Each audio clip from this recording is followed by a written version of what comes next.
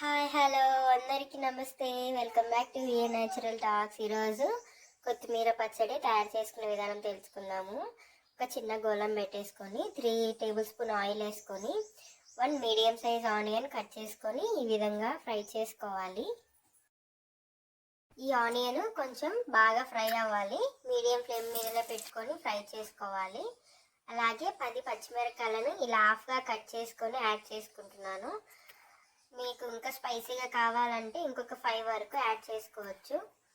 ఇవన్నీ యాడ్ చేసుకున్న తర్వాత అవి కూడా బాగా ఫ్రై అవ్వాలి. పచ్చిమిర్చి ఇవి కొంచెం ఫ్రై అయ్యాక 1 మీడియం సైజ్ టమోటాను ఇలా పెద్దగానే కట్ చేసుకొని యాడ్ చేసుకోవాలి. టమోటా కూడా సాఫ్ట్గా కుక్ అయ్యేంత వరకు ఫ్రై చేసుకోవాలి.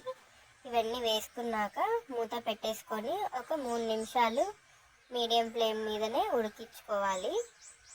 ఇప్పుడు మూత తీసి చూస్తే 3 నిమిషాల తర్వాత ఇలా మధ్య మధ్యలో చెక్ చేసుకుంటూ ఫ్రై చేసుకుంటూ ఉండాలి. ఈ విధంగా ఉంటే సరిపోతుంది. ఇక్కడ కొంచెం చింతపండును యాడ్ చేసుకుంటున్నాను. అలాగే ఒక పెద్ద కట్ట కొత్తిమీరను నీట్గా శుభ్రం చేసుకొని వాటర్తో ఈ విధంగా కాడలతో సన్నగా కట్ చేసుకొని యాడ్ చేసుకోవాలి.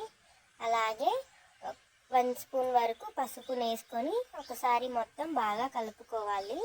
ఇప్పుడు మూత పెట్టేసుకొని ఒక 5 నిమిషాలు ఉడకనిచ్చుకోవాలి.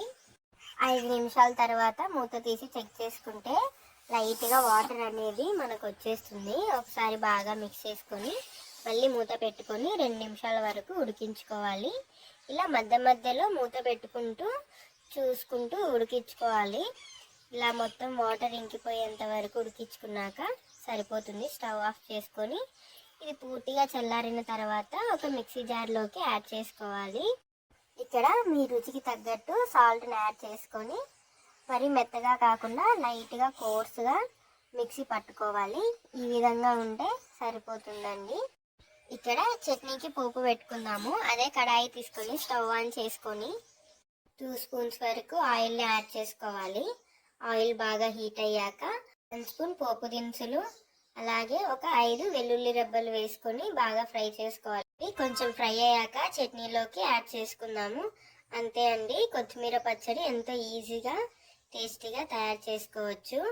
వేడి వేడి అన్నంలో కొంచెం నెయ్యి వేసుకొని చట్నీ వేసుకొని తినండి. చాలా టేస్టీగా ఉంటుంది.